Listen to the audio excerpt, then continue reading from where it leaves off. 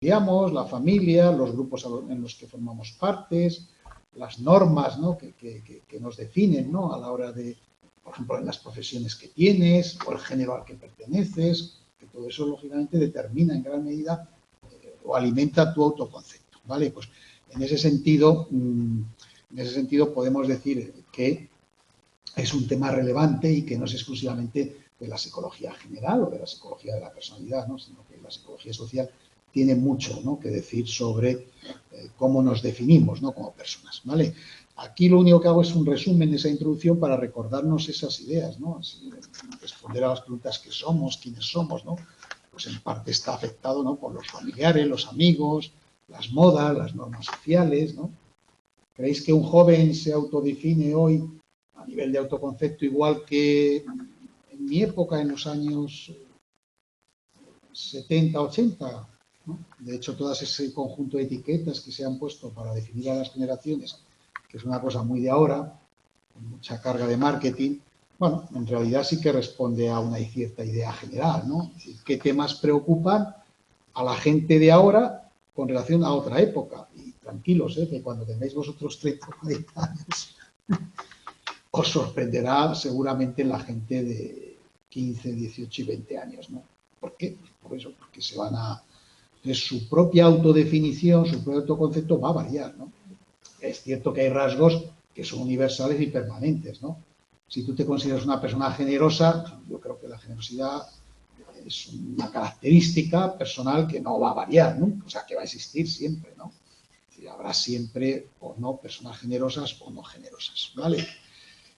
Lógicamente nos comparamos con los otros.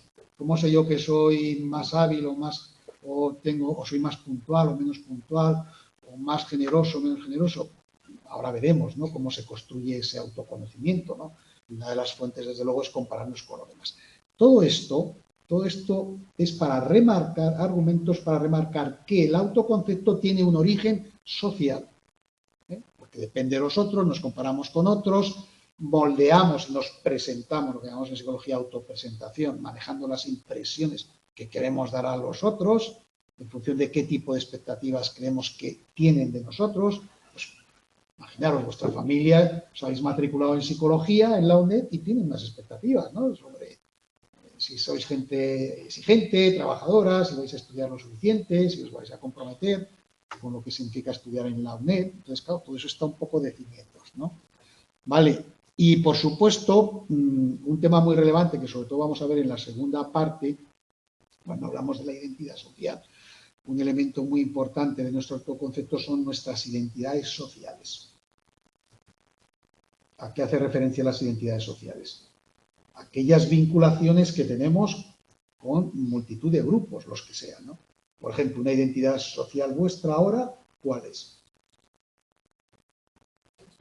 Estudiante, por ejemplo, incluso puedes concretar de psicología, que es diferente a ser estudiante de medicina, y además de la UNED, ¿no?, que es otra categoría social que todavía os identifica más con ciertos grupos, ¿no? Entonces, la identidad social es un elemento importante, ¿no?, un elemento importante en la forma en que nos autodefinimos. Ten en cuenta que vamos a estudiar eso, ¿no?, cómo formamos nuestro autoconcepto, ¿vale?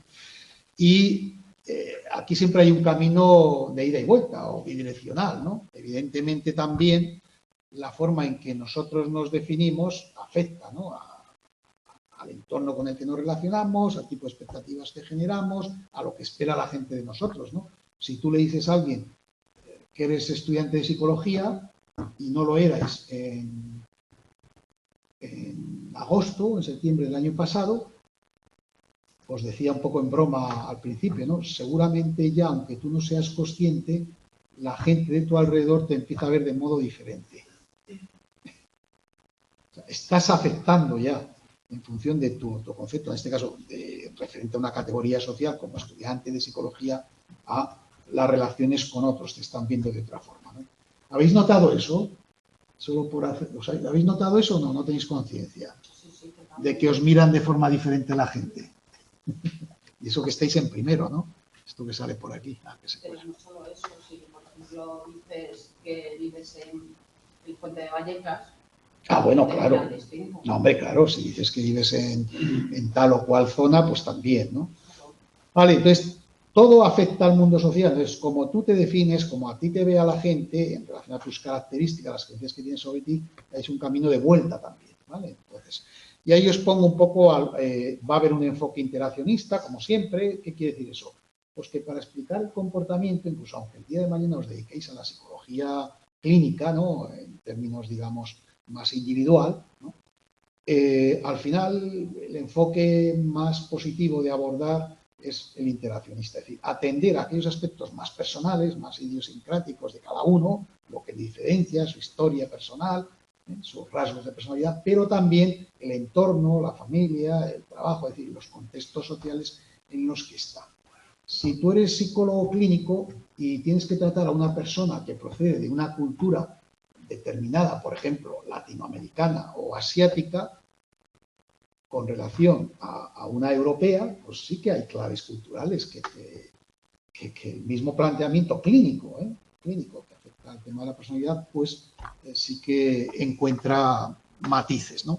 Bueno, el poneros en mayúscula esto simplemente por no extendernos, entonces vamos a ver el autoconcepto, autoconocimiento, es decir, cómo nos conocemos, la autoconciencia, que significa hasta qué punto somos conscientes o no de lo que somos y cómo somos, la autopresentación, que hace relación a cómo nos presentamos ante los demás. La autopresentación es lo que llamamos manejo de la impresión, es decir, cómo yo intento crear en los demás o dar una determinada imagen, ¿no? ¿Esto creéis que es algo positivo, negativo? Bueno, puede ser positivo o negativo, ¿no? Hay gente que extrema al máximo y cuida, ¿no? La forma en que se presenta a los demás, entonces, bueno, pues eso también da lugar a ciertas rigideces, ¿no? Que no te manifiestas, ¿no? Realmente como eres, ¿no? ¿Es bueno a veces no decir todo lo que uno es? ¿O hay que ir siempre con la verdad por delante? Depende. No os digo que seáis mentirosos, ¿no? Pero de incluso las sociedades habría más conflictos y muchas veces abiertamente en alguna película a veces han representado esto, ¿no?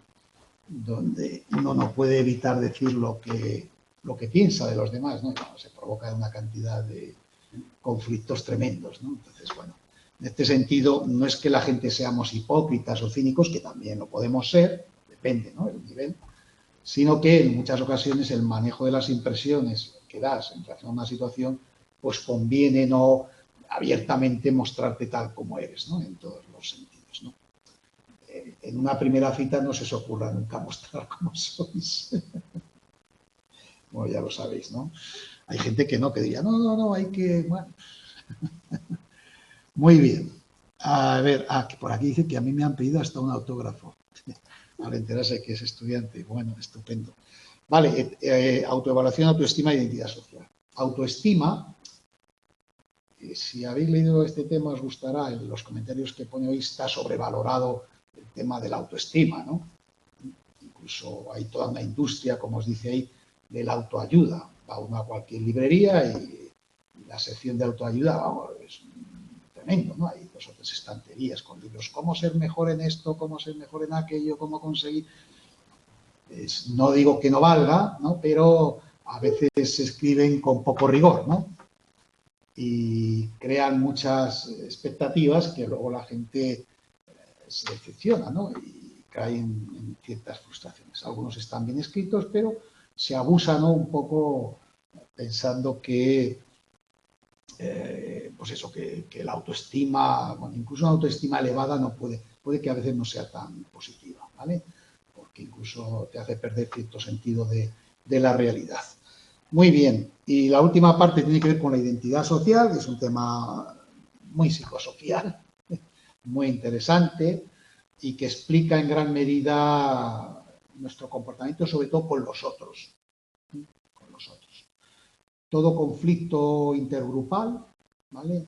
Parte justamente desde el choque, vamos a decir así, de las identidades sociales que se contraponen, ¿no? En nosotros, ellos. Y esto que parece algo así filosófico, pues no, es muy concreto y se manifiesta desde un partido de fútbol entre los aficionados de un equipo con otro, ¿vale? hasta, desgraciadamente, los conflictos bélicos, ¿no?, entre naciones, que además de elementos históricos, muchas veces están condicionados con las propias creencias que uno tiene sobre otro, ¿no?, y cómo las identidades sociales chocan, ¿no?, de unos en relación con otros, ¿no?, en dimensiones relevantes. Muy bien, a ver, vamos a avanzar entonces. A ver, delimitación conceptual. Siempre encontraréis en los primeros momentos de cualquier capítulo, pues este tipo de temas, ¿no? ¿Por qué? Porque igual que veíamos en agresión, los distintos autores manejan y a veces generan cierta ambigüedad. Entonces, bueno, aunque esto no es la Biblia, aquí nos ofrece su particular visión, los autores, sobre cómo definir o diferenciar el yo, autoconcepto e identidad. Para otros autores, a lo mejor no encontrarían estos matices, ¿vale? Entonces, la visión que nos ofrecen aquí, ¿no? Entonces, bueno, el objeto de esto es sobre todo clarificar, ¿no?, conceptualmente los términos y los conceptos que manejamos. Entonces, el yo es sistema organizado e interactivo de pensamientos, sentimientos, identidades y motivos. Imaginaros, ¿no? Pues, claro, es que decir eso, claro, es decir como casi todo, ¿no? Sistema, ¿no? Está organizado. Bueno, pues bien, es una forma muy general, ¿no?, de referirnos a la persona, ¿no?, su yo, claro, los motivos, los pensamientos, los sentimientos. Organizado e interactivo, porque esto no son cajones aislados, ¿no?, donde metemos los motivos, los pensamientos, sino ya vamos viendo, habéis visto, ¿no?, cómo todo esto opera, ¿no?, simultáneamente, todos estos procesos. Entonces, una forma de entender o de reflejar una idea sobre el yo, pues es acudir a estas reflexiones. Nace de la autorreflexividad, por ejemplo. ¿Qué significa eso? Pues eso, ¿no?, pues por la noche antes de dormirte, ¿no?, cuando consultas con la almohada te sirve de reflejo, ¿no?, pero bueno, reflexionas un poco, bueno, pues, cómo te conoces a ti mismo, sabes que eres, cómo lo eres. Bueno, pues la autorreflexividad y la reflexión sobre uno mismo, ¿no?, sobre lo que hace, ahí te va generando el tipo de personas que uno cree que es. Se lo atribuyen a sí mismas las personas, ¿no?, tenemos una idea más o menos clara, y caracteriza seres específicos, es decir, lo que nos diferencia a unos de otros, ¿no?, el yo individual de cada uno, ¿vale?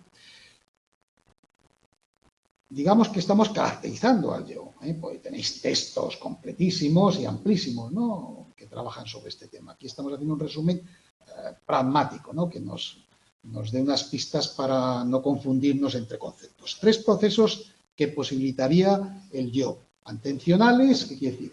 Pues eso, que hace que nuestra atención la fijemos en aquellos aspectos relevantes para nosotros. Si yo, mi autoconcepto, un elemento importante es, yo qué sé, mi afición por la música o por la ópera o por no sé qué, pues, mis habilidades artísticas, no sé, imaginaros, ¿no? Pues lógicamente hace que mi atención en la vida, pues un poco vaya muy enfocada, ¿no?, hacia lo que realmente me define a mí como persona. Pensar sobre nosotros mismos, ¿no?, ¿vale? En ese sentido, dónde me sitúo, dónde están los otros, yo tengo estas características, las comparto o no, este es diferente a mí, ¿vale? Y regular nuestro comportamiento, pensamiento y sentimiento, esto siempre, ¿no? Mi sistema de pensamientos, creencias, motivos, mis deseos, mis metas, pues lógicamente me lleva consciente e inconscientemente, depende de las situaciones, a comportarme de una forma u otra. ¿Vosotros creéis que el elegir una carrera para estudiar como psicología, que es una elección, ¿no?, es un comportamiento, ha estado vinculado a algo con algún aspecto de vuestro yo? Dicen, esto no es el confesionario, ¿no?, pero bueno, así por mirar los gestos. O fue una cosa que surgió, bueno, pues podía haber estudiado física, cuántica, pero bueno, dije, va, psicología, si más o menos se parecen mucho. No, ¿no? Bueno, conecta con lo vocacional, por ejemplo, es una forma de decirlo, de verlo, efectivamente, ¿vale? Pero seguramente, pues en vuestro yo hay algún elemento constitutivo que os ha llevado a unas preferencias u otras, ¿no? ¿Vale? Autoconcepto. No es que sea muy diferente, es matizar, es un producto de la reflexividad, es decir, como consecuencia de que yo reflexiono sobre mí mismo, ¿no? Imaginaos como que me salgo fuera y me veo a mí mismo como estoy viendo una mesa Digo, pues la mesa tiene 4 patas o 3, no sé qué, está hecha de madera, pues imaginaros, es eso, ¿no? Como si me saliera de mí mismo y me estuviera viendo a mí mismo y reflexionando, ¿no? Sobre qué hago, qué soy, cuáles son mis valores. Entonces, pero así, teóricamente es conjunto de creencias que una persona tiene sobre sí misma. En relación a tipos, temas sociales, habilidades, psicológicos, valores, relaciones, experiencias. Por ejemplo, yo os podría decir ahora, coge una hoja en blanco y escribe cómo te ves a ti mismo, qué creencias tienes sobre ti mismo. Tenéis 1 minuto, ¿no? Y sería, no tenemos tiempo a veces para hacer este tipo de juegos que te ponen un poco a la luz todo esto que explicamos, ¿no? Y veríais claramente cómo incluso hay diferencias, ¿no? E incluso si comparamos culturalmente a estudiantes de culturas individualistas como la nuestra, no tan individualista como la americana, pero en esa línea, frente a colectivistas como las orientales, veríais que utilizamos términos diferentes o creencias de las que asumimos, ¿no? Por ejemplo, los colectivistas, ¿cómo creéis que empezarían? Yo soy, ante la pregunta, tú eres, yo soy, contestarían, un colectivista, ¿cómo creéis que contestaría? ¿Cómo creéis que elegiría sus primeras definiciones? Venga, arriesgaros. Solidario. Soy solidario. Bueno. Soy español, soy japonés. Los colectivistas tenderían a buscar categorías sociales preferentemente, mientras que los individualistas más rasgos de personalidad. Soy guapo, inteligente, simpático. Familiar, ¿no? Podrían poner. Sí, pero categorías. Lo familiar se deriva de esa visión, o sea, nacionalidad, estudios, profesión, categorías más bien sociales. Bueno, es un ejemplo para que veáis. Identidad es la herramienta mediante la que nos categorizamos a nosotros mismos y nos presentamos al mundo. Soy japonés. ¿Creéis que eso te define? Si viene alguien y dice soy japonés. Sí, bastante, ¿no? Como persona tampoco. No estoy diciendo si es correcto, incorrecto, pero si alguien te dice soy japonés, ¿qué ocurre en nuestra mente, en el resto? Automáticamente empiezan a funcionar los estereotipos, sean verdad o no, y aplicamos, y claro, de repente imaginaos que entra una persona que dice que es japonés y acaba de entrar y es de color, tiene el pelo pelirrojo y te queda todo el mundo así. ¿Por qué? Porque hemos imaginado que alguien japonés incluso tiene físicamente ciertos rasgos y no, puede haberse nacionalizado o haber nacido en Japón. Bueno, es un poco buscaros la... Entonces, la identidad es lo que utilizamos para categorizarnos, ¿vale? Hombre o mujer, del Madrid o del Atlético, madrileño de no sé dónde, español, francés, psicólogo, médico, etcétera, etcétera. Eso es lo que generalmente se suele, repito, en esta conceptualización. ¿Vale? Hay gente que habla de identidad personal, no le pone social, para aludir a las características más peculiares de cada uno, ¿no? ¿Vale? Bueno, estas categorías explican quiénes somos y quiénes no somos, claro. Si yo digo soy hombre o soy mujer, o soy psicólogo o soy médico, estoy estableciendo ya quién soy y quién no soy. ¿Vale? Depende también el tipo de inclusividad, hay categorías muy amplias y otras más estrechas, ¿no? ¿Vale? Y tiene un carácter relacional. Cuando hablamos siempre de relacional, estamos vinculando con los demás. Y muy peligroso en este caso, ¿no? Implica asimilarnos a unos y vernos más diferentes de otros. Y además operamos mentalmente sin darnos cuenta así. Tendemos, ¿no? Cuando nos categorizamos a vernos más semejantes de lo que realmente somos a nuestro grupo, lo que llamamos endogrupo, y ver más diferencias de las que muchas veces realmente tenemos con los exogrupos, por la mera categorización. ¿Vale? Bueno, evidentemente, esto que os decía, bueno, ¿y cómo se diferencia? Es muy parecido a autoconcepto, ¿qué matices hay, no? Bueno, aquí hay varios autores, tranquilos, cuando lo estudiéis nos han recogido algunos, ¿no? En algunos simplemente dicen que el autoconcepto son las experiencias de cada uno sobre cómo es, mientras que la identidad sería quién eres tú. No es discutible, es simplemente planteamientos que algunos autores hacen para intentar diferenciar concepto de identidad, ¿no? Entonces, autoconcepto haría más énfasis en qué tipo de persona eres, ¿no? ¿Vale? Incluyo características que no forman parte de la identidad social, como son los rasgos de personalidad, ¿vale? Mientras que identidad siempre haría referencia a quién uno es en relación con otros, con otras personas, con otros grupos, ¿vale? Bueno, ahí os pone un caso extremo de un autor, el bebé recién nacido. ¿Tiene autoconcepto el bebé recién nacido? No sé, todavía ni siquiera cognitivamente. Sin embargo, ¿tiene ya identidad?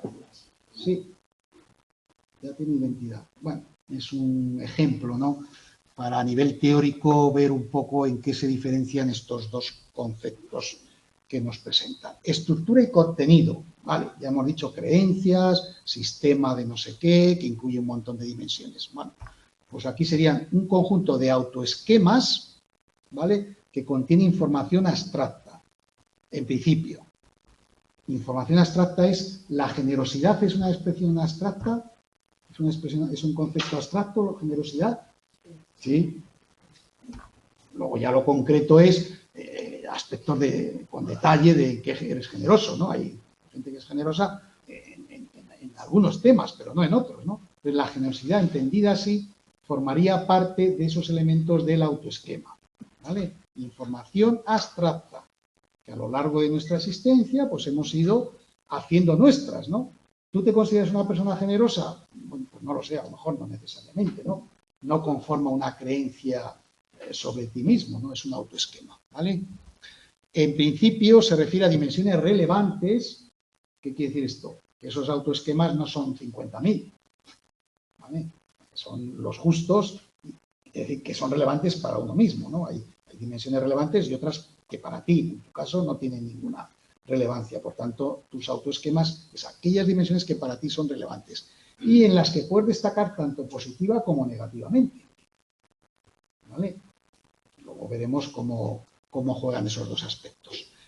¿Qué me permiten esos autoesquemas? El saber que yo tengo estas características. Bueno, pues lógicamente procesar la información, guiarme comportamentalmente. Si yo me considero una persona generosa, cuando se da una situación que tiene que ver con poner en marcha la generosidad, es probable que esto que venimos recordando en el primer cuatrimestre se me haga accesible más rápidamente esa información y sin darle muchas más vueltas. Bueno, voy a ver si ayudo o no ayudo, ¿no? Como esa es una dimensión relevante para ti, importante, ante una situación dada, reaccionas, ¿no? En el caso este que hay tan comentado con lo del incendio de Valencia, ¿no? Del edificio, ¿no? Pues por lo visto el conserje del edificio, pues nada, salió con bastante riesgo, ¿no? Para su vida, avisar, ¿no? Bueno, a lo mejor otro conserje no entra dentro de sus obligaciones, vamos a decirlo así, y tiene esa cualidad de generoso, para él no es relevante, y no hubiera, ¿vale? Y el otro incluso no lo está viendo como un mérito, él mismo, ¿no? Como alguien, como un héroe, ¿no? Como alguien, ¿no? Lo vio como que era algo que va con él, ¿no? Y por tanto, pues salió a un riesgo que asumía, ¿no? A avisar a la gente, ¿vale? Y lo que decíamos, no todo el conocimiento almacenado, que es mucho, es abstracto, ¿no? A veces también tenemos informaciones concretas, ¿vale? Experiencias significativas y que guardamos en la mente incluso visualmente, ¿no? Acordaros uno se acuerda de algunas características relacionadas con su vida pasada y le vienen hasta los olores. Recuerda hasta los olores y los sabores, aunque han pasado 30 años, ¿no? Porque fueron experiencias muy significativas. En ese sentido, nuestro autoconcepto se escribe, los autoesquemas no siempre o solo son abstractos, ¿vale? Eso es lo que nos quiere decir. Y bueno, es extenso y aglutina numerosas dimensiones. ¿Qué quiere decir esto? Numerosas dimensiones. En el ámbito académico, profesional, laboral, en el ámbito de las relaciones personales, el autoconcepto, digamos, igual que la inteligencia, cuando estudiéis eso, no sé si en historia de la psicología. ¿Habéis estudiado ya historia de la psicología? No, eso se ve más adelante, ¿no? Será en este cuatrimestre. Será en este cuatrimestre. A lo mejor cuando os comenten algunos de los hitos, pues no sé, la inteligencia, el estudio de la inteligencia, ¿no? Pues inicialmente se planteaba en términos del factor G, que se llamaba, que era una inteligencia general. Pero luego se vio que era mejor hablar de inteligencias específicas, ¿no? Aptitudes mentales, ¿no? Verbales, espaciales, numéricas, lógico-racionales. ¿Por qué? Porque era más ilustrativo. Bueno, pues algo pasa aquí, ¿no? Es decir, nuestro autoconcepto, ahí podemos hablar de uno general, más o menos, pero luego otro diversificado o concretado en diferentes dimensiones que tienen que ver con los ámbitos específicos en los que uno se mueve, ¿no? ¿Vale? Por supuesto, hay creencias unas más globales y otras más específicas, en relación a cómo nos vemos, ¿no? Y, bueno, las creencias tienen que ver con cómo somos, cómo fuimos, cómo nos gustaría ser y cómo deberíamos ser. Soy generoso, debería ser generoso, soy menos generoso de lo que me gustaría ser y en relación a ciertas situaciones no soy lo suficientemente generoso, no lo sé. Esta conceptualización que tiene que ver con la teoría de la autodiscrepancia, que no sé si os suena, no como autodiscrepancia, pero sí habéis oído hablar muchas veces, porque incluso en los manuales de estos comentarios, el yo real, ideal y el deseable, ¿os lo habéis visto alguna vez? Sí, ¿no? Bueno, pues esta es una teoría de este autor, ¿no? En psicología social, que cuando habla del yo, ¿no? Pues habla así, ¿no? De la teoría de la autodiscrepancia, ¿no? Entonces, en esas creencias tenemos el concepto, cómo creemos que somos. Tener en cuenta que siempre hay aquí una cierta carga de subjetividad, ¿no? Es decir, no siempre coincide con lo que otros piensan o cómo es realmente. El ideal, ¿qué características nos gustaría poseer? Expectativas, aspiraciones. Y responsable, ¿cómo deberíamos ser en relación con las normas, las obligaciones y los deberes de la sociedad o del contexto social en el que yo me muevo? ¿Vale? Entonces, ¿qué dice la teoría de la autodiscrepancia? En la medida en que discrepen estos autoconceptos, el real con el ideal, el autoconcepto con el autoconcepto responsable, con algunos de ellos, ¿no? ¿Qué se origina? ¿Os acordáis de la disonancia cognitiva también, ¿no? Cuando no había consistencia entre creencias, ¿no? Se origina un malestar, ¿no? Algo desagradable que nos impulsaba a buscar de nuevo una situación en la cual restableciéramos, ¿no? esa consistencia y nos aliviara de ese malestar psicológico. Bueno, pues lo que dice esta teoría es que cuando se da esta situación de discrepancia, ¿vale? Nos ponemos en marcha, ¿no? Para intentar equilibrar de nuevo nuestro yo. Por ejemplo, mi yo ideal es sacar en psicología social un 9 y he sacado un 4. Pues, según esta teoría, la discrepancia entre real e ideal nos provoca tristeza y decepción. Es decir, hace ya un pronóstico de qué tipo de emociones nos emergen, ¿no? Y cuando hay discrepancia entre el yo real y el responsable, o sea, el responsable es el que va relacionado a tener una actitud en la vida, el comportamiento en la línea, ¿no? de las normas, de en fin, lo que se espera de uno, de su comportamiento moral, ¿vale? Ahí lo que se produce es frustración y enfado. Podríamos profundizar mucho, pero no viene a caso. Es decir, estamos estudiando el autoconcepto. Y entre otras de los matices interesantes al valorarlo es, bueno, la teoría de la autodiscrepancia de Higgins, que viene a decir eso, ¿no?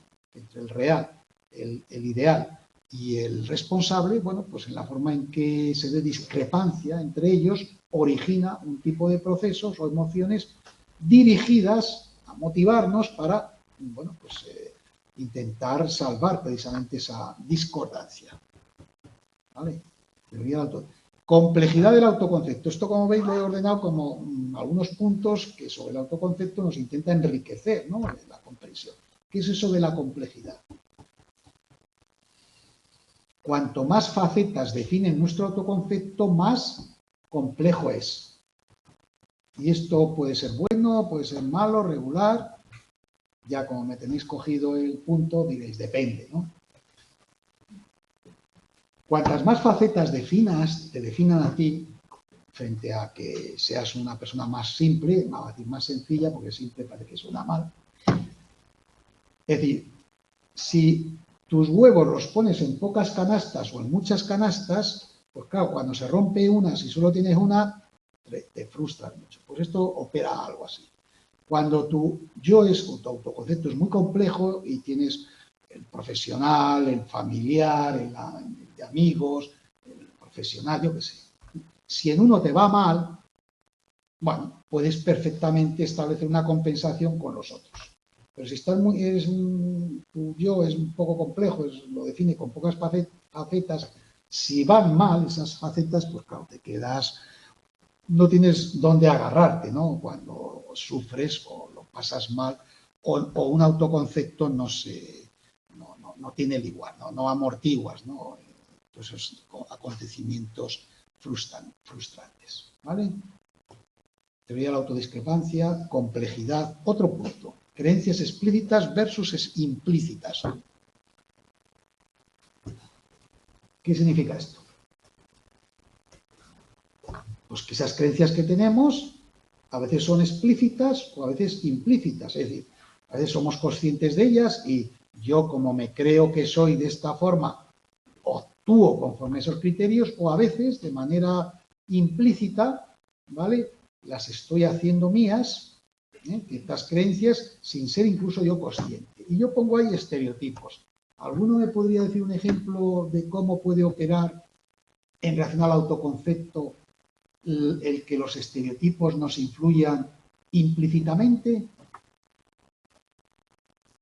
Y se formula la pregunta de otra forma. Por ejemplo, ¿cómo puede operar en las mujeres, en su autoconcepto, de una forma implícita?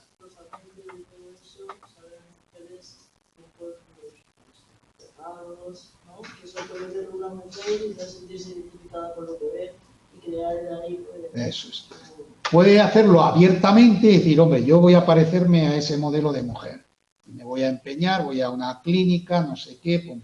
O, implícitamente, como cree que la sociedad tiene ese tipo de expectativas sobre lo que debe ser una mujer, ¿no? Pues ponerse en marcha y aunque ella en su autoconcepto explícito no tenga esa creencia de quiero ser de esta forma o parecer estar influenciándolo. Y ella actuar y ponerse en marcha como si realmente eso conformara a su yo, cuando es muchas veces implícito, no explícito. En la gente mayor, ahora que se habla de edadismo, ¿no? Que ya se ha empezado a utilizar esta expresión, las creencias implícitas derivadas de los estereotipos, como los asumas, aunque no seas consciente de ellos, puede llevarte a que actúes o te comportes de una forma determinada. Por ejemplo, si un estereotipo muy general es que estás mal de salud, que tienes que llevar mucho cuidado con esto, con aquello, pues sin darte cuenta, aunque no seas consciente de ello, te puede estar influenciando en tus pautas, ¿no? En tu estilo de vida, que confirme, acordaros, que confirme muchas veces el autoestereotipo, ¿no? Y por tanto te cuides menos o no hagas ejercicio suficiente, porque bueno, ¿para qué? ¿No? ¿Vale? Entonces, muchas creencias de nuestro autoconcepto son implícitas, no las reconocemos necesariamente, pero sí que nos están influyendo, ¿vale? Bueno, ¿qué más me contáis? Dice, nada, lo que tú nos cuentes. Avanzamos, ya tenemos claro lo que es el autoconcepto, lo hemos diferenciado de identidad, los autoesquemas, tal, vale. Bien, ¿cómo adquirimos el autoconcepto? Lo que llamamos la autoconciencia, ¿no? ¿Cómo somos conscientes de lo que somos? ¿Vale? Bien. Siempre definición. La autoconciencia es el estado psicológico en el que somos conscientes de nuestras propias características, sentimientos y comportamientos, ¿vale? O sea, la autoconciencia implica eso, lo dice la propia palabra, hasta qué punto tú eres consciente de ti mismo, ¿no? De lo que te ocurre, de lo que piensas, de cómo eres como persona, ¿vale? Y desde esa manera, como decíamos antes, es como si te salieras de ti mismo y te observaras, igual que observas a otras personas, te observaras a ti mismo, ¿no? Eso es tomar conciencia, ¿no? ¿Vale? Lógicamente, cuando uno toma conciencia de sí mismo, cuando sales por la mañana de casa, ¿estás consciente de ti mismo muchas veces? No, ni se te ocurre, ¿no? Por ejemplo, pero si tienes que ir a ver a alguien, pues no, generalmente sí que te paras a pensar y dices, a ver qué digo, qué hago, qué tal, qué no sé qué, ¿no? tomas conciencia en ese momento de ti mismo. Pero si no, tienes el piloto automático, como solemos decir, ¿no? Y vas funcionando, ¿no? O experimentalmente, como os dice ahí, un truco que se utiliza mucho en algunos diseños experimentales, con algunos sujetos para hacerles notar que sean conscientes de sí mismos, ponerles un espejo delante. Cuando te ves en un espejo, se genera en ti, ¿no? Una conciencia que si no tienes un espejo delante, ¿no? Que estás viendo reflejado y eso provoca indirectamente, ¿no? Eso es, bueno, lo ponen como ejemplo a nivel experimental que se utiliza ese truco, ¿vale? A ver, lógicamente la conciencia está inspirada en los procesos de autoevaluación y autorregulación. ¿Qué quiere decir eso? Si tú no tomas conciencia de ti mismo, ¿cómo te vas a evaluar en distintas situaciones si estás actuando bien o no, correcta o correctamente? ¿Cómo autorregulas tu conducta en muchas situaciones, ¿no? Pues justamente a través inicialmente de la autoconciencia, ¿vale? Pues tomar conciencia de uno implica que previamente se viven los procesos o está implicada en los procesos tanto de autoevaluación como autorregulación. La autorregulación es clave, ¿no? En nosotros, ¿no? La autorregulación, en definitiva, es tener un control, ¿no? Sobre nuestras expectativas y deseos. A mí me gustaría comer bollos de este tipo todos los días. Pues, la autorregulación, ¿qué te hace? No, hombre, pues a lo mejor no es lo más conveniente, ¿no? Por tanto, pues no voy a comer tantos bollos, aunque me encanten, ¿no? ¿Vale? Entonces, bueno, es lo que quiere decir, ¿no? Autorregulación. Entonces, evaluar cómo somos, cómo nos gustaría ser y cómo nos gustaría que nos vieran los demás, ¿vale? Eso tiene que ver con la toma de conciencia, identificar qué parte debemos modificar, reorientar, ¿vale? Eso es lo que tiene que ver. La autoconciencia nos lleva además, ¿no?, a adherirnos a normas prosociales e inhibe el comportamiento antinormativo. Esto siempre es así. Hay una corriente, una serie de estudios de algunos autores que han incidido sobre este tema, ¿vale? Quiere decir que muchas veces el prosociales sabéis que es en beneficio de los demás, ¿no? Entonces, el ser eso, ¿no? Actuar, comportarte socialmente en beneficio de los demás, según esta teoría, ¿vale? De alguna forma, si no hay una autoconciencia previa de quién eres, cómo eres, tal, no necesariamente, ¿vale? Inhibes muchas veces tus comportamientos antisociales. Es decir, cuando hablamos de alguien que, pues yo qué sé, imaginaros que agrede a otra persona o que le maltrata, según esta teoría, es porque previamente no ha activado, ¿no?, una conciencia de sí mismo, ¿no? ¿Entendéis un poco la idea? Y eso le lleva a no autorregular su comportamiento y por eso se excede o rompe, ¿no?, con cualquier barrera que le impida saltarse, ¿no?, lo que sería moralmente bueno, ¿vale? Entonces, muchas veces todas esas emociones de vergüenza, culpa, etcétera, son las que nos permiten autorregular nuestro comportamiento. Entonces, lo que presupone este modelo es que antes de eso tiene que haber una autoconciencia, si no, no somos capaces de autorregularnos. Repito, en el desarrollo de este tema, pues veréis de vez en cuando que presentan algunos modelos que mantienen esos postulados, ¿no? Pero no quiere decir que no haya matices, ¿no?, que podríamos hacer. Os lo digo esto, pues eso, para recordarlo a efectos luego también de las preguntas de examen y este tipo de cosas, ¿vale? A ver, seguimos un poco avanzando con algunas de estas propiedades.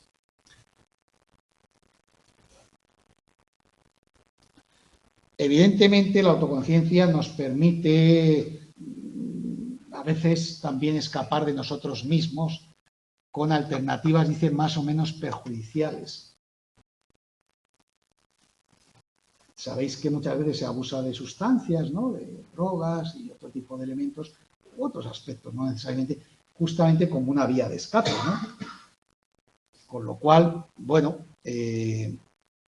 la autoconsciencia puede promovernos alternativas más viables, ¿vale? Más viables en el sentido de que, bueno, pues eso es un camino que conduce, pues, bueno, a un callejón, como se dice, sin salida, ¿no? Es una respuesta de evitación inicial que te promueve no vivir la sensación de algo desagradable, pero que es solo puntual y que no ofrece una solución, ¿no?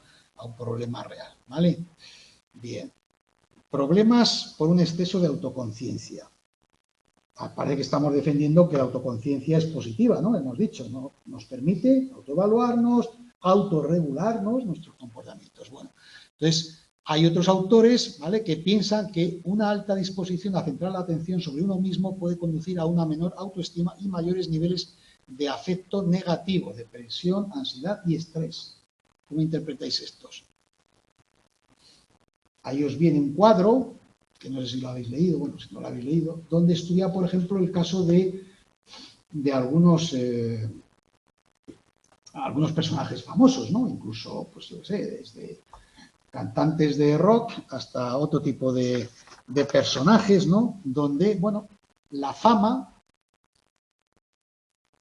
les ha llevado justamente a adoptar comportamientos, muy perjudiciales para ellos, ¿no?, relacionados con el consumo de alcohol o las drogas, o incluso escritores famosos, por un exceso de autoconciencia, pero matizada. En el sentido no tanto de pensar sobre sí mismo, ¿no?, que hemos dicho que podría llevar al revés, ¿no?, autorregularte, sino en este caso te perjudica. ¿Por qué? Porque esa autoconciencia va vinculada a cómo están pensando los demás o cómo nos ven los demás, más que una autoconciencia reflexiva, propia, no decir, bueno, cómo me debo comportar o cómo no me debo, o cómo me autorregulo. Cuando esa autoconciencia se desvía hacia la idea de cómo nos están viendo los demás, esa preocupación tan elevada puede conllevar justamente el caer, ¿no?, en situaciones de consumo excesivo de alcohol o de drogas o de otras sustancias. Y al que tenga curiosidad, pues bueno, pues aquí citan varios, bueno, los grupos de ahora. A Nirvana, ¿lo conocéis? Los más jóvenes. Sí, tienen sus años, ¿no? Bueno, pues son algún otro compositor o algún otro escritor, como, bueno, aquí citan un Ernest Hemingway, no sé si los de ahora, los más jóvenes, sí, todavía me imagino es un autor clásico, pero bueno, como ya muchos autores, bueno, tan clásico, pero como no se cita, bueno, pues habla un poco justamente como en esas personas un exceso de autoconciencia al revés, ¿no?, les llevó a comportamientos destructivos. Pero no tanto esa autoconciencia buena, vamos a decir entre comillas, que estábamos describiendo, sino la que está centrada en la preocupación de cómo te van viendo los demás. Entonces, esa preocupación tan excesiva de intentar dar una imagen les lleva justamente a comportamientos destructivos, ¿vale? Matizando un poco más el tema de la autoconciencia, autoconcepto, autoconciencia, también podemos diferenciar entre la pública o privada, ¿vale? Fijaros si hay matices, ¿no? Entonces, la pública tiene que ver con, sobre todo eso, centrada más en cómo nos ven los demás y nos perciben, ¿vale? Entonces, bueno, eso que hace que nos llevemos a seguir las normas sociales apropiadas en una situación, porque nos preocupa público, cómo nos van a ver los demás, ¿no? Entonces, ahí la autoconciencia no es algo relativo a ti como persona en tu ámbito individual, sino en relación a los otros, ¿no? Entonces, por ejemplo, dice una casa desordenada, ¿no? Si vas a invitar a alguien, aunque tú habitualmente, imagínate que, bueno, desordenada dentro de unos límites, porque claro, esto hay también distintas intensidades, bueno, pues una autoconciencia pública puede hacer que si invitas a alguien a tu casa, pues bueno, para, en fin, ese día dejarlo todo impecable, ¿no? Y todo súper ordenado y limpio, ¿no? Pues claro, que si no, ¿qué imagen puedes transmitir?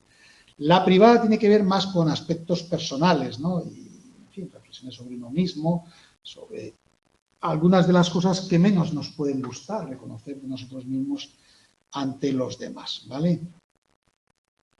Bueno, ¿qué os va pareciendo este tema? Interesante, ¿no? Para que lo veáis más despacio y sobre todo recordaros eso, que parece un tema más de psicología de la personalidad, ¿no? De psicología social, pero bueno, ya vais viendo los vínculos. Vías de autoconocimiento. ¿Cómo sé cómo soy yo? ¿Qué hago? Me dan una lista y dice, mira a ver. Cada uno de nosotros incluso nos vamos sorprendiendo de nosotros mismos a veces, ¿no? O ya nos formamos nuestro autoconcepto hasta los 18, 19, 20 y luego ya más o menos ya no se cambia tanto. Y eso dicen algunos, que ya no se cambia tanto. Hay una trayectoria que va sucediéndose y luego, pues bueno, cambian ciertas formas, pero bueno, no. Vamos cambiando, ¿no? Entonces, ¿cómo vamos conociéndonos la forma en que somos? A los 4 años, pues poca introspección uno hace, ¿no?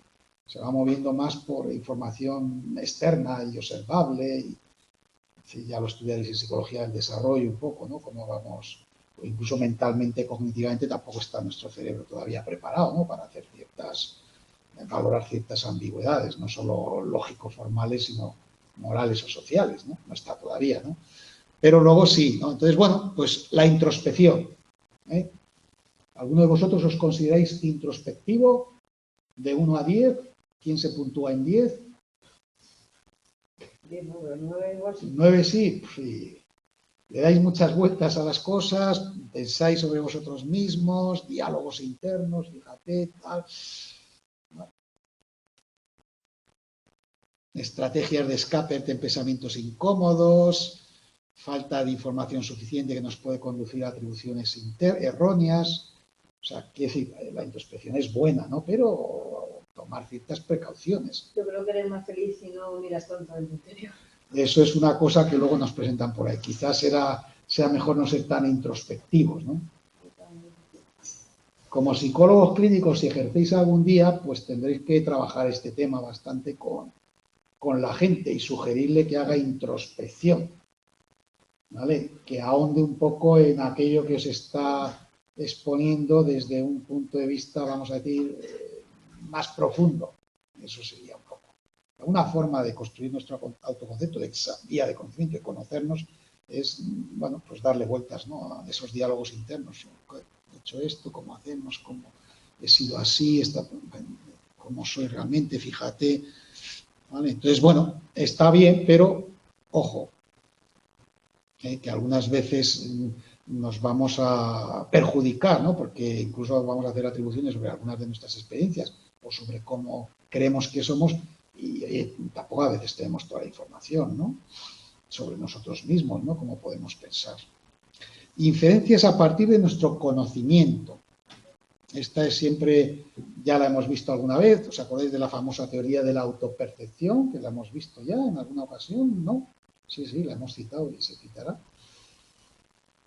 ¿Cómo nos percibimos a nosotros mismos? Entonces, aquí, más que una reflexión, esta teoría, en paralelo más o menos, sugiere esto, ¿no? Igual que percibimos a otros y juzgamos su comportamiento, ¿no? Ah, mira, pues este hace esto, hace aquello, pues debe ser así. ¿Os acordáis de las atribuciones que hacíamos, ¿no?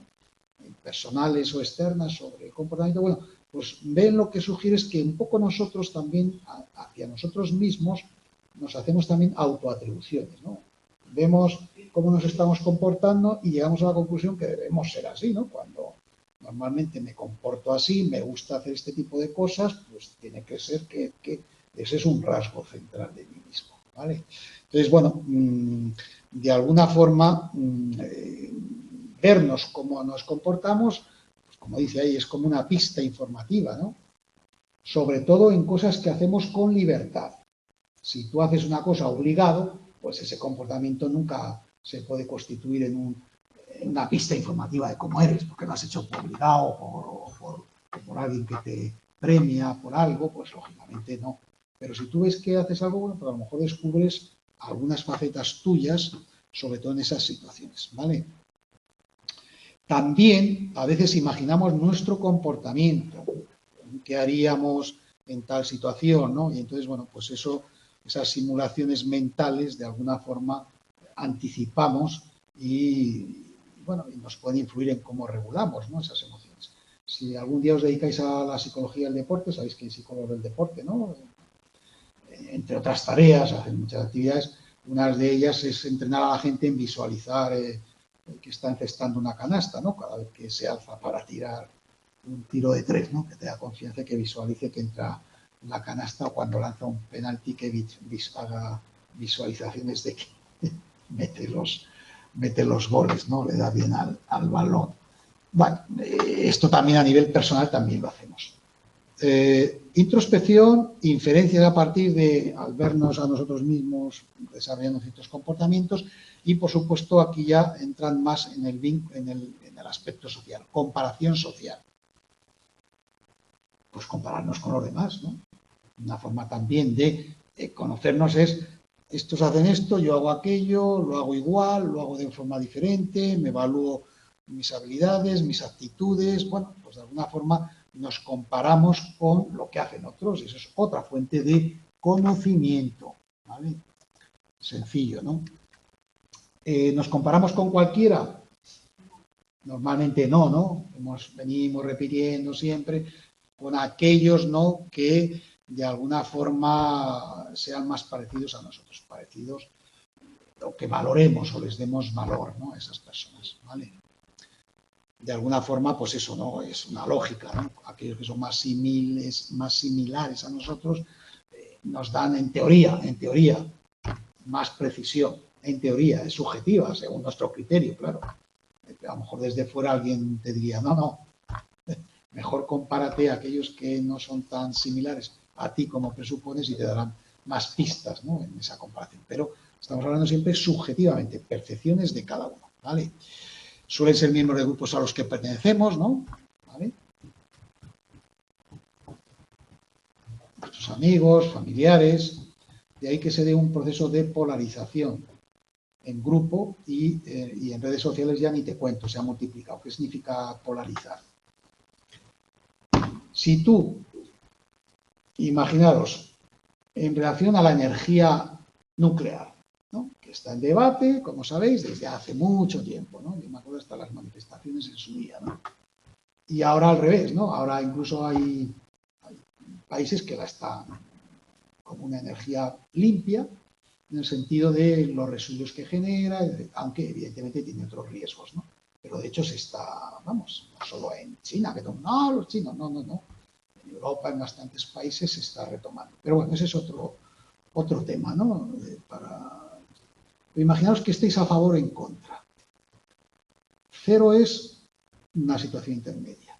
Y 2 es a favor y -2 en contra. Tú imagínate, por ejemplo, tú no te estamos grabando, ¿en qué te situarías de -1 de -3 a +3? En a favor de la energía nuclear sería 3, el -3 en contra, desde 0 en punto intermedio. En 0. Entonces, si es en 0, no puede darse el proceso de polarización. Alguien que esté en -2, por ejemplo. No, fíjate, yo el prejuicio que tendría, esperaba que la gente más joven estuvierais más en contra. Sí, es que no estoy muy puesta, pero yo estaría más en contra. Bueno, un -2. ¿Qué significa polarizarse? ¿A un extremo? Sí, a un polo. En la misma dirección en la que ya partes. O sea, si tú estás en -2 y vas a +2, no polarizas. Polarizar es que estás en -2 y vas a -3. O en 2 y vas a 3. Polarizas, te vas más hacia el polo del que ya partes.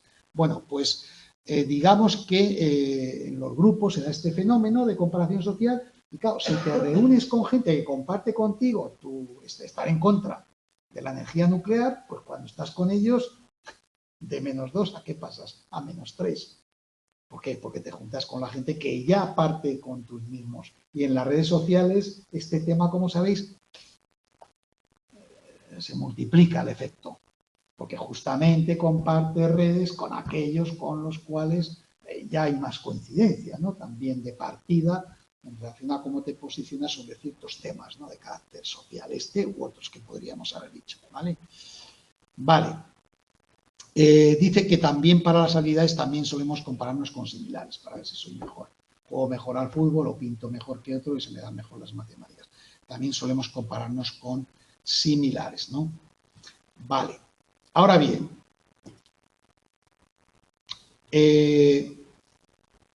cuando más que precisión se decide exactitud, ¿no?, en mi comparación, busco otras metas, ¿vale? Por ejemplo, el rendimiento académico, el rendimiento profesional, hay dos formas de operar la comparación, ascendente o descendente. O sea, aquí no es tanto, voy a tener un juicio exacto, preciso, ¿no? Aquí no. Mis metas, esos dos objetivos. Mejorar, rendimiento. Entonces, si yo me comparo con otro ascendente, ¿qué significa? Que me comparo con otro alumno, por ejemplo, que ha sacado un 8 y yo he sacado un 6. Eso es una comparación ascendente, ¿vale? Para mejorar. O descendente, si yo he sacado solo un 6, ¿con quién me comparo para salir airoso? Con el que saca un 5 o un 4, ¿vale? Estos son procesos de comparación que vamos viendo, ¿no? En psicología social y que nos ayuda a entender muchas veces cómo operamos, ¿vale? Es cierto que no siempre podemos elegir con quién nos comparamos o con quién nos comparan los demás. Aquí hay un caso típico, ¿no? Muchas veces nos comparamos con los hermanos y puede darse dos efectos contradictorios. Pueden ser positivos y orgullo de que tu hermano te supere, o negativos y tener celos de un hermano. Sabéis que ese proceso se da, ¿no? ¿Vale? Ahí luego más adelante, no sé si pone el ejemplo de las hermanas Williams, ¿no? Las tenistas estas, ¿no? Que una sabéis que lo ha ganado todo, no sé si Serena Williams y Venus, que también era tenista, pero no sé. Y comenta, ¿no? Si te comparas en una dimensión relevante para ti, por ejemplo, jugar al tenis, puede dar lugar a esa comparación, surgir problemas, ¿no? Y celos con los hermanos, ¿no? Ahora, si te comparas en una dimensión que para ti no es relevante, imaginaros que, como dice ahí, la hermana de Nadal se compara en tenis, pues, ¿qué siente? Orgullo de su hermano, porque ya el tenis ni le trae nada, no lo practica. Pero si se compara en cualidades o en dimensiones o aspectos en los que sí son relevantes, como consecuencia de salir peor, ¿no? En esa comparación puede dar lugar a veces a celos entre hermanos. ¿Esto lo reconocéis o no? Sí, ¿no? ¿Qué ocurre, no? Vamos, es algo muy común. Bueno, pues con alguna prima, ¿no? Bueno. Modelo de mantenimiento de la autoevaluación. Bueno, pues ya sabéis, de vez en cuando va exponiendo lo que significa el autoconocimiento, cómo lo podemos hacer, y de vez en cuando algún modelo. En psicología social no faltan micromodelos o modelos de carácter medio, pero bueno, que nos ayudan a entender alguna vez, ¿vale? Entonces, presupuestos de esta teoría, que lo que intenta decir cómo mantenemos una autoevaluación adecuada. Las comparaciones con personas cercanas son más importantes que con extraños, ¿vale? Es lo que veníamos diciendo, esta teoría lo recoge, buscamos gente más parecida a nosotros, y las consecuencias de las comparaciones con personas cercanas dependerán de si el resultado es favorable y de si la dimensión es relevante. O sea, si yo me comparo con alguien similar en una dimensión que para mí no es relevante, para mi autoconcepto, aunque salga en peor, más desfavorable mi comparación, no hay problema. Ahora, si la dimensión es relevante y salgo desfavorable, pues claro, entonces sí que puede haber el origen, bueno, pues de algún problema derivado para mi propia forma de mantener, ¿no? mi autoconcepto en nivel positivo. Esto es lo que un poco os decía de las hermanas Williams, ¿no? Que pasaba esto.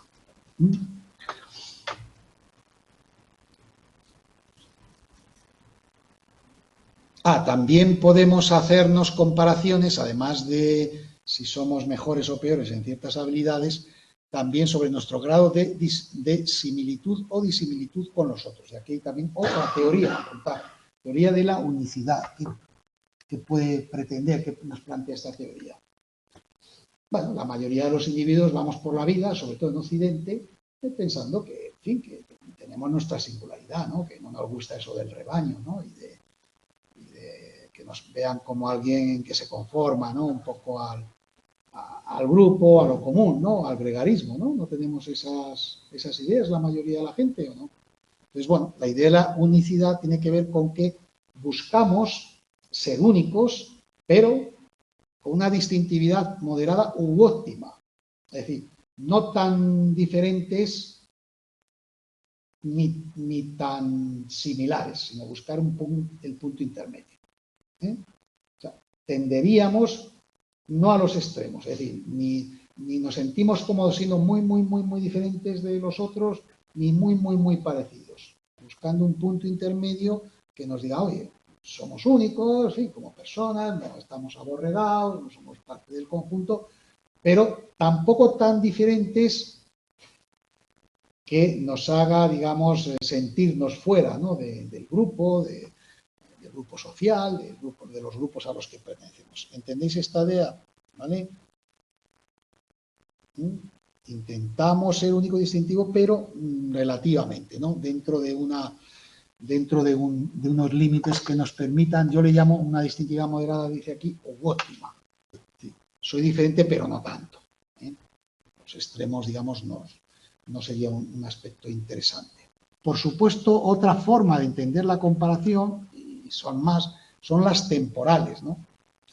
Entonces aquí es cuando nos comparamos nuestro presente con nuestro pasado, ¿vale?, en función de si estamos mejor que antes o estamos peor, en función también de, bueno, pues la dimensión que vayamos a elegir para compararnos, ¿vale? Una reflexión que viene aquí al final, muy resumida, y que yo os pongo cursiva para llamaros ahí sobre la atención. Bueno, oiga, nos comparamos arriba, abajo, en habilidades, en un tiempo pasado, en el presente, bueno, nos generaría como una sensación de discontinuidad, cuando lo que define al yo es una cierta regularidad, ¿no?, una cierta estabilidad. Si se rompe si tú eres muy diferente por la mañana, por la tarde, en función de un ámbito, en función de otro ámbito, pues lógicamente habría una ruptura, ¿no? Y cuando hay una ruptura importante, pues claro, necesitamos servicios profesionales. Entonces, bueno, no, ¿vale? No es así, ¿no? En realidad, ¿vale? Sí que si somos personas sanas en términos psicológicos, no rompemos esa discontinuidad. Es decir, posiblemente en algunas ocasiones hagamos comparaciones temporales entre nuestro pasado, presente y futuro, esas ideas del pasado, cualquier tiempo pasado fue mejor, ¿no? Pues parecía como, no. Bueno, ahí está, ¿no? Pero no se rompe esa continuidad, esa estabilidad, ¿vale? Bien, por supuesto también nos comparamos con nuestro grupo, con otros grupos, eso lo veremos más el próximo día, cuando tratemos de la identidad social, y igual que nosotros nos comparamos con otros, para conocernos mejor, también comparamos los grupos, hombres, mujeres, padres, hijos, jóvenes, mayores, médicos, psicólogos, las comparaciones que queramos, porque buscamos incluso también vernos, ¿no?, favorablemente en nuestro grupo en relación a otros, y eso al final determina el tipo de identidad social que tenemos, ¿no?, positiva o negativa, ¿no? ¿Tenéis algún ejemplo de distintividad social positiva en relación de un grupo con otro grupo, así que se os ocurra sobre la marcha? Las mujeres ahora, cuando se comparan con los hombres en dimensiones relevantes en nuestra sociedad, la nuestra, salen con una distintividad social positiva o negativa hoy. Negativa, ¿no? ¿Negativa? Siguen pensando. Sí, hay muchos. No, te digo, pregunto. No sé. Sí, no, por eso lo pregunto. ¿Qué visión tenéis cada uno? Objetivamente. A mejor, pero no. A mejor, ¿no? Es decir, ya no es tan negativa como pudo ser en otras épocas, donde en dimensiones relevantes, pues claro, lógicamente el rol, vamos, el estatus, ¿no?, de cada grupo, en este caso de género, estaba claramente marcado, ¿no?, a favor de los hombres, ¿no?, y que sigue estando marcado, y dependiendo de la intensidad y dónde, de ciertas dimensiones, no siempre en todas, ¿no? ¿Vale? Entonces, bueno, también, digamos, se comparan los grupos, empresarios, trabajadores, justamente con esa idea, ¿no?, de ver en qué medida estamos situados. Y por último, otra forma de autoconocerse es adoptar la visión de otros. Esto ya tiene una larga tradición, ¿no?, en la literatura psicosocial y también en sociología, ¿no?, de diversos autores, una corriente que se llama interaccionismo simbólico, bueno, quedaros con el nombre, ¿vale? Y entonces, bueno, ellos lo que dicen es que el yo se construye, hablan como espejo, ¿no? En realidad, el yo espejo, que viene a decir que realmente nuestro yo lo que refleja, como un espejo, ¿no?, ¿vale?, es la imagen que los demás tienen sobre nosotros mismos. Esa es la que constituiría nuestro yo. Dicen estos autores, ¿lo veis esto tal? O sea, nosotros somos como los otros nos transmiten que somos y esa es nuestra imagen real. Hasta cierto punto puede ser. Pero hay un matiz importante. Las personas no nos veríamos tal y como nos ven los demás, así tal cual, sino cómo creemos que nos ven. O sea, sí que hay algo en el yo espejo, pero no tanto en el sentido puro, ¿no? Es decir, que es un espejo que refleja claramente, sino que ese espejo está un poco tergiversado por nosotros mismos en el sentido de cómo creemos que nos ven.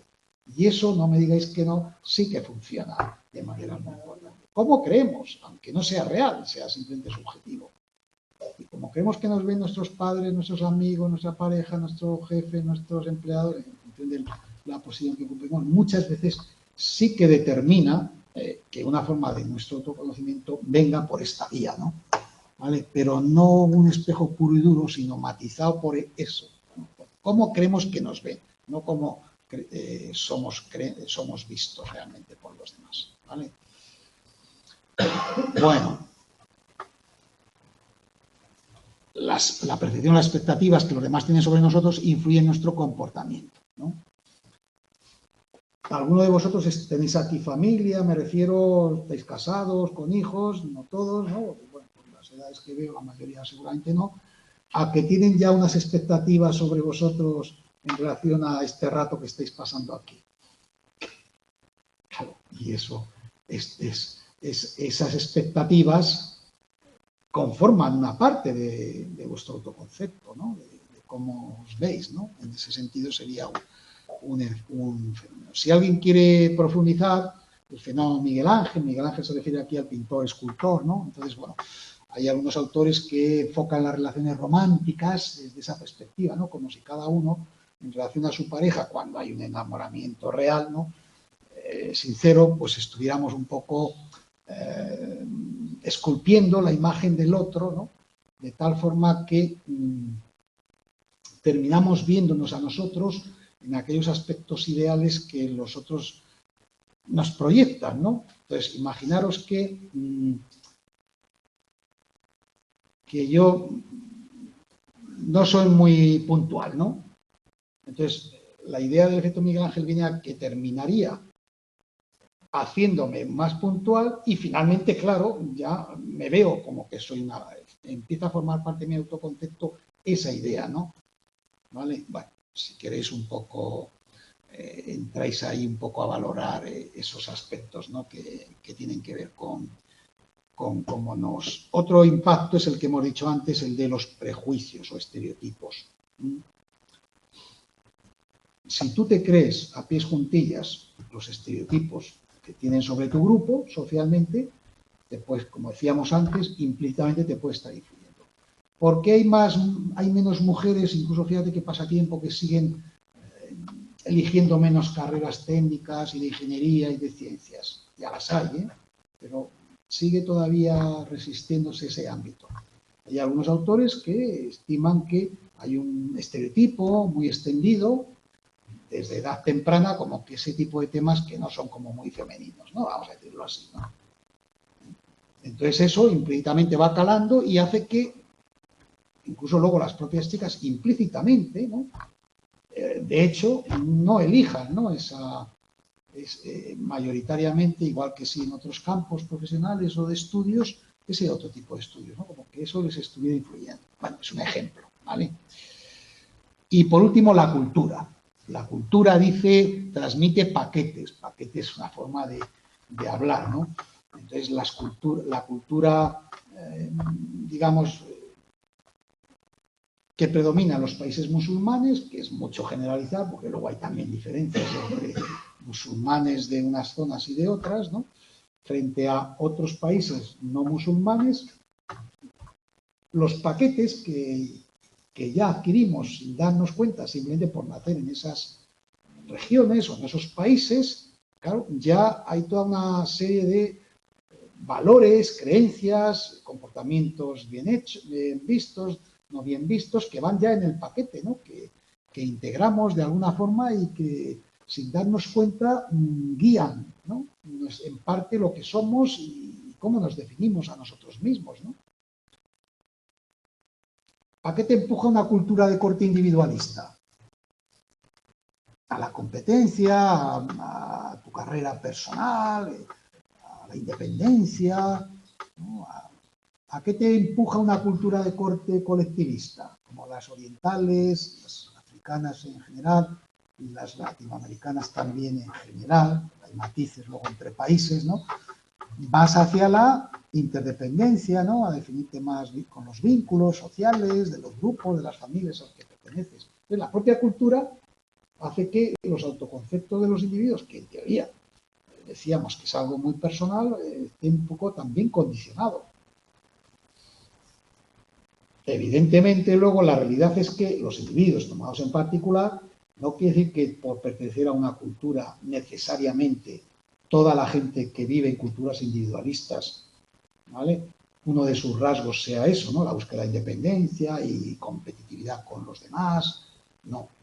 Pero frente a gente que vive en otras culturas, es más probable, ¿no?, que se definan en su concepto con esas características, ¿vale? Entonces, ese es otro elemento relacionado con la forma en que adquirimos el autoconocimiento. ¿Cómo vamos ya de tiempo? Motivos que afectan al autoconocimiento. ¿Cuáles son? ¿Qué es lo que nos lleva a conocernos?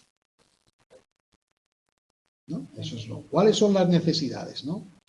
¿Vale? Evidentemente, ¿por qué yo hago introspección? Alguno de vosotros ha dicho que hacía mucha, ¿no? Si estudiáis psicología es normal que a partir de ahora hagáis más de la que hacíais seguramente. ¿Por qué? Porque, claro, estás estudiando, viendo temas que están muy relacionados con hacerse preguntas de cómo somos, qué tipo de rasgos tienes. Entonces es normal, seguramente vosotros lo habéis notado ya, y solo lleváis 5 meses o 6 estudiando psicología, los que hayáis empezado este año, y seguro que, bueno, pues estáis más motivados, ¿no?, a haceros preguntas sobre este tema, ¿vale? Bueno, todo influye, ¿no? Primero queremos saber cómo somos, ¿no? Lógicamente, buscar una imagen, pero también toda una serie de metas y necesidades nos llevan a autoconocernos mejor, ¿vale? No os voy a enredar, aquí hay algunas teorías, ¿no?, que son muy importantes. Cuando hablamos de las motivaciones, hay motivaciones donde buscamos la precisión, es decir, que nuestra información sea lo máximo correcta posible, y hay otras veces que buscamos más otro tipo de intereses o metas. Fijaros que, consciente e inconscientemente, cuando está en marcha ese proceso, pues condiciona mucho la forma en que nos comportamos y, por supuesto, nos presentamos ante los demás, ¿vale? Tú, cuando vas a un restaurante, en relación al maître que te atiende, ¿qué tipo de metas tienes? ¿De precisión u otro tipo de motivos personales, por ejemplo? ¿Te interesa si el maître es así o es asado, es más abierto, menos abierto, le gusta el fútbol o el esquí? No. ¿Qué te gusta? ¿Qué buscas ahí? Que sea una persona que te informe adecuadamente, que te diga no sé qué, que te ofrezca unos platos adecuados. Bueno, pues en nuestras relaciones, en cualquier ámbito, hasta en ese, las metas pueden variar, y conforme varían las metas, también pueden cambiar tu forma de comportarte, ¿vale? Bien, entonces, bueno, en realidad, las formas o los motivos que afecten al autoconocimiento, es decir, ¿cómo nos conocemos? En base a la autoevaluación, aquí, ¿qué buscamos? Precisión, ¿no? Tener una idea clara de quiénes somos, cómo somos, cuáles son nuestras características. Autoensalzamiento, ¿ahí qué buscamos? Información, pero para vernos en positivo. O sea, ahí regulamos el conocimiento que tenemos sobre nosotros mismos, nuestras características, pero en una idea autoensalzarnos, de vernos positivamente. Ahora veremos qué tipo de estrategias se siguen, ¿no?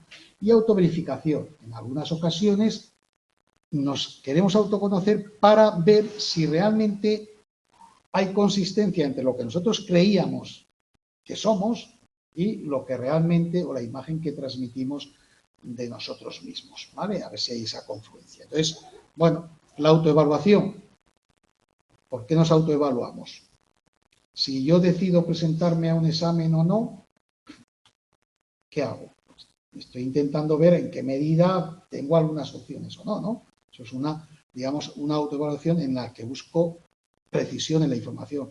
Y he visto que a lo mejor, pues, me hago ciertos exámenes o tal, y veo que sí, o veo claramente que no voy a poder, y entonces digo, pues, ahí busco una información precisa, ¿vale? Pues renuncio a ciertos temas, no me presento al examen, hago esto, ¿vale? Porque ahí busco una autoevaluación precisa de información con detalle, porque lo que me empuja en esa situación es nada menos que eso, ¿no? Alegremente no voy a ir a presentarme un examen, porque sí, ¿no? Pues me hago una autoevaluación de esas características. A ver, autoensalzamiento. Cuando yo me autoconozco, intento autoconocerme sin darme cuenta o dándome cuenta, ¿vale? Tenemos preferencia por las evaluaciones positivas.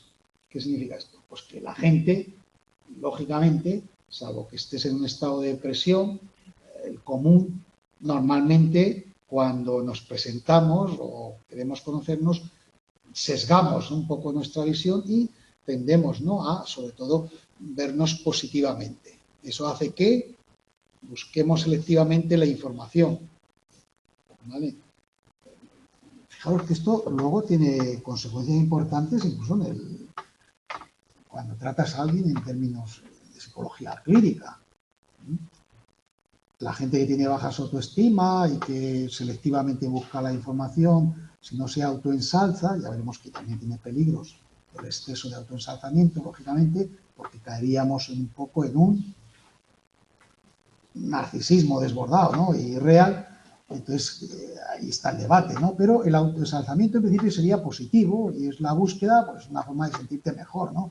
Y buscar aquellas informaciones que confirmen, pues, que eres una persona en términos positivos, ¿no?, que te puedes ver a ti, ¿no? Entonces, bueno, en ese sentido, digamos que en paralelo opera a la vez que el autoensalzamiento la autoprotección. Igual que buscamos aspectos positivos de nosotros mismos, ¿no? ¿Cuáles son aspectos positivos? Por ejemplo, cuando montas en el coche, la mayoría de la gente piensa que somos los mejores o que los accidentes les van a pasar a otros que conducen fatal, ¿no? Esa es una forma, ¿no? Y es que es general, ¿no? Hombre, si nos paramos objetivamente podríamos pensar, pues los demás conducen tan bien o tan mal o tan regular como yo. No, no. Estamos convencidos, vamos, con independencia y en muchos más temas, ¿no? Lo ponemos que es muy llamativo. La autoprotección, a su vez, es en paralelo justamente para minimizar los aspectos negativos de nuestro autoconcepto, ¿vale? Y lo importante es que autoprotección y automotivación y autoensalzamiento no son dos motivos diferentes. Motivos diferentes dice que está uno... son dos motivos diferentes, no extremos. O sea, puedes operar a la vez, tanto autoprotegiéndote como autoensalzándote, ¿vale? No que una concepción de continuo significaría que a medida que te alejas de un polo te acercas al otro. No, en este caso son dos polos paralelos. Estrategias que hacemos para autoensalzarnos, veréis como aquí sí ya lo reconocéis. Atribuirse los éxitos a factores internos, ¿vale?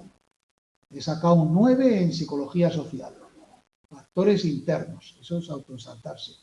Que soy muy listo, tal, no sé qué, esto para mí entiendo muy bien, ¿vale? Fracasos, factores externos. No estudié lo suficiente, no tuve tiempo, estuve muy mal esa semana, ¿vale? Bueno, esos son una estrategia de autoensalzarnos. Olvidar con facilidad información sobre fracasos y escepticismo ante evaluación. Es decir, ponemos en marcha este tipo de estrategias que, bueno, pues de alguna forma nos permiten mantener un autoensalzamiento. Recordar que el autoensalzamiento es positivo inicialmente, ¿vale? Es una estrategia para mantener nuestra autoestima más alta. Y además es común, o sea, que es que la mayoría de la gente la tiene.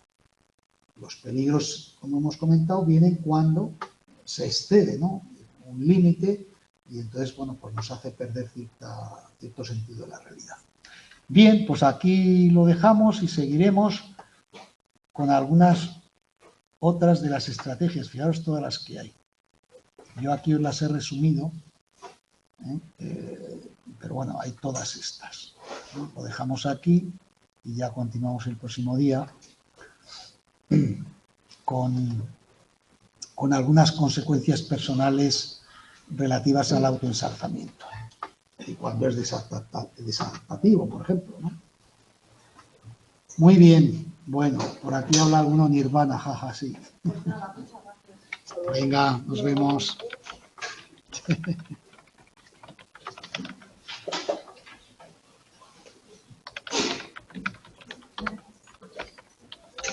Hasta luego.